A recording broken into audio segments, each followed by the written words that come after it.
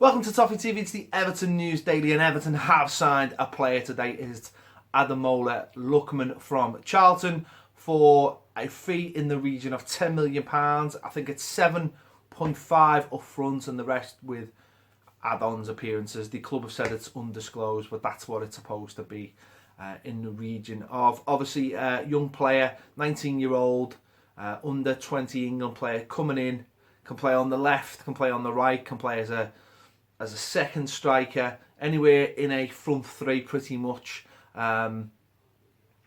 Kid has scored, I think he scored something like 12 goals in 47 games. I think he's got 7 this season. He is cup tied, so he can't play on Saturday. He scored a couple of goals for Charlton in the FA Cup this season already, so he can't play. But definitely a player who probably one for the future more, but definitely could add something to this season. And the club have got in there quickly to try and get him. A player who not so long ago was playing for basically lower division sides, and I think it was 6 or 7 tier side in London. Come to Charlton, shot through the ranks, and he's even captained the Charlton side this season. So a young lad with lots of prospect, lots of talent. And when we look around the Premier League and we look at people like Dele Alli, who've come from similar backgrounds, Everton have stolen March. And for me, this is the way to do the business. This is a player Steve Walsh has watched, had his eye on for a while.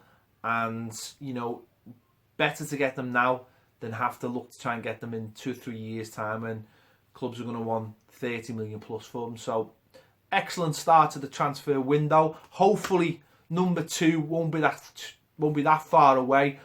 Morgan Schneiderlin, obviously we've talked about in past videos, a £19 million bid was supposed to have been turned down by Manchester United, but it looks like the clubs are going to meet in the middle of the Manchester United valuation, which is 24 million, and will probably agree a fee around 22 million. Hopefully in the next 48 hours, get that one done, get that one dusted out the way, so we can go and concentrate on the next target, whoever that is. Everton still keen on Depay. It's just whether that deal can be agreed for the best of Everton. I don't think Everton are going to be looking to pay anywhere near what Manchester United want for him. At the same time, Manchester United not in a situation where they really have to sell. So that one could run for the next couple of weeks. But hopefully Schneiderlin will be brought to, and he is the number one target. Let's be honest, he's the number one target, especially with Garner being out. James McCarthy's still injured and leaving really us short at the moment. You look at the names at the moment. Tom Davies, one senior start this season. Ross Barkley's been struggling for form and is not really that kind of player. And then Gareth Barry, who obviously is getting on a little bit now, and it only really leaves us Tom Cleverley, who I think the club would ideally like to move on as well, with obviously Manchester United and Burnley now interested in the player. So if they can get Schneiderlin done, that would be a really, really big deal for a player. A couple of years ago was one of the hottest properties in the Premier League, so let's hope that one can be done pretty soon. Obviously the major thing, which I didn't get to talk about yesterday because Baz done the videos, was the general meeting in Liverpool in the Phil in Monaco has caused lots of talk, let's just say, in the last 24 hours here on Merseyside. Obviously, the club announced that there are going to be £75 million has already been agreed in new deals for a naming rights for Finch Farm, extra sponsorship. I don't think that includes the shirt sponsorship. I think that's just extra sponsorship. The likes of the next season, there'll be a sponsor on their arm. There'll only be one Premier League badge next season, I believe, and the other arm will be dedicated to a sponsor, which is a bit tacky for me with all the money going around in the Premier. But it's extra money. The big clubs will really make a lot of money from that, and maybe Everton are in it's the right time, right place to make a lot of money out of that. Hopefully the shirt sponsor will be, the club is saying, 300 times the Chang deal, so hopefully we can get a big name in there, a big product that not only looks good on the shirt, but a big product that can have advertisers on the TV as well. You've seen sponsors in the past, work both ways. We have them on the shirt, and they have us on their advertisements. We've seen that with the likes of Xbox, I think, had Liverpool on when they were sponsoring them, and the likes of airlines using it for clubs like Barcelona and things like that. So we'll wait and see how that develops. Obviously, lots of positivity coming out of it. Farhad Mashiri stating that he's in a rush basically to get things done. Once players in, so that's a real bonus for us while we're doing these videos. Obviously tickets as well. The season tickets have been announced today. Mine in the Gladys Street is going to be £485, which is fantastic value. Absolutely brilliant from the club, and I know the Everton supporters have played a big part in that. So the forum there have played a big part in it. So well done to them, and well done for the club. Obviously, Bill Kenwright obviously spoke as well about a safe standing area, which is something I believe quite heavily in.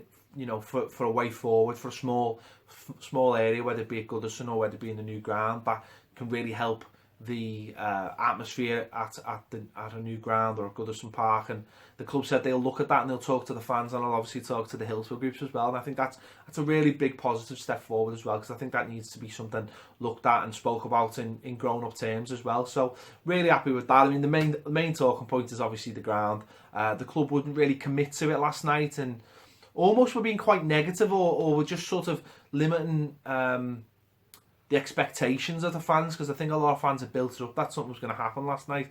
But obviously they said 2 or 3 months they'll have more to say, and there's a lot of tricky things in the way, which there are. I mean, if you go down to the site, it's a very, very industrial area. The transport links aren't quite there yet. Obviously the land itself's on a dock that would have to be sorted out. There's a lot of things. It's not just a case of buying a piece of land and building a ground on it. There's a lot of complex things that the club have to look at, the council have to look at, and Peel Holdings have to look at. So it was kept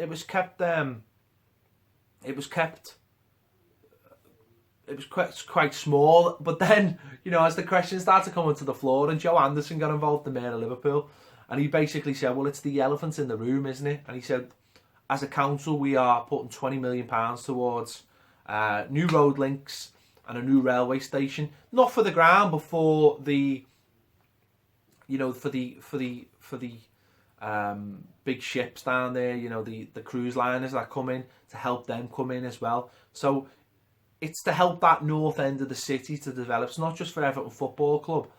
But he's categorically said that's in place. That's going to help any stadium that's down there. The club said it's what they want. The council said they want it. Joe Anderson said he's want it. Not really heard from Peel yet. But there's been nothing down there for 5 years after Peel said they wanted to build things down there. So it could be the catalyst.